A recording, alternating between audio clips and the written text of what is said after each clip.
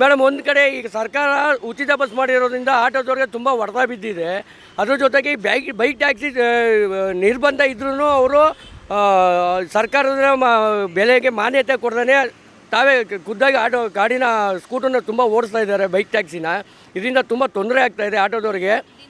ದಿನಸಿ ಪದಾರ್ಥ ಜಾಸ್ತಿ ಆಗಿದೆ ಮತ್ತು ಆಟೋ ಸ್ಪೇರ್ ಪಾರ್ಟ್ಸ್ಗಳು ತುಂಬ ಜಾಸ್ತಿ ಆಗಿದೆ. ಇದರಿಂದ ಆಟೋದವ್ರಿಗೆ ತುಂಬ ತೊಂದರೆ ಆಗ್ತಾಯಿದೆ.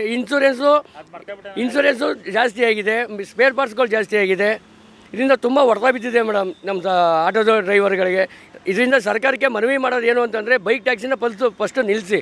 ಯಾವುದೇ ಕಾರಣಕ್ಕೂ ಬೈಕ್ ಟ್ಯಾಕ್ಸಿಗಳಿಗೆ ನೀವು ಆದ್ಯತೆ ಕೊಡಬೇಡಿ. ಬೇರೆ ಎಷ್ಟೋ ಜನ ಏನಾಗಿದೆ, ಬೆಳಗ್ಗೆಯಿಂದ ಸಂಜೆವರೆಗೂ ಕೆಲಸ ಮಾಡ್ಕೊಬಂದು ಸಂಜೆ 6 ಗಂಟೆ ಮೇಲೆ ಬೈಕ್ ಟ್ಯಾಕ್ಸಿ ಓಡಿಸ್ತಾ ಇದ್ದಾರೆ. ಫಸ್ಟ್ ಅಂಥವ್ರನ್ನ ನೋಡಿ ನೀವು ಅವ್ರನ್ನ ನಿರ್ಬಂಧನೆ ಮಾಡಬೇಕು. ಇಲ್ಲಾಂತಂದರೆ ನಮಗೆ ತುಂಬ ತೊಂದರೆ ಆಗುತ್ತೆ ಮೇಡಮ್ ಆಟೋದವ್ರಿಗೆ. ಮೇಡಮ್, ರ್ಯಾಪಿಡೋಯಿಂದ ತುಂಬ ಅನಾನುಕೂಲಗಳಿದೆ. ಯಾಕೆ ಅಂತಂದರೆ ನಮ್ಮ ಈ ಆಟೋ ಡಿಪಾರ್ಟ್ಮೆಂಟಲ್ಲಿ ಡ್ರೈವರ್ಗಳಿಗೆ ತುಂಬ ತೊಂದರೆ ಆಗ್ತಿದೆ ರ್ಯಾಪಿಡೋ ಬಂದಿರೋದ್ರಿಂದ. ಆಮೇಲೆ ರ್ಯಾಪಿಡೋದಲ್ಲಿ ಎಷ್ಟೋ ಜನಕ್ಕೆ ತುಂಬ ತೊಂದರೆಗಳಿದೆ. ರಾತ್ರಿ ಹೊತ್ತು ಎಷ್ಟೋ ಜನ ಬರ್ತಾರೆ, ಬೈಕ್ ರೈಡಿಂಗಲ್ಲಿ ಬೈಕ್ ಬುಕ್ ಮಾಡ್ಕೊ ಹೋಗ್ತಾರೆ. ಅದರಿಂದ ತುಂಬ ತೊಂದರೆಗಳಾಗ್ತಾಯಿದೆ.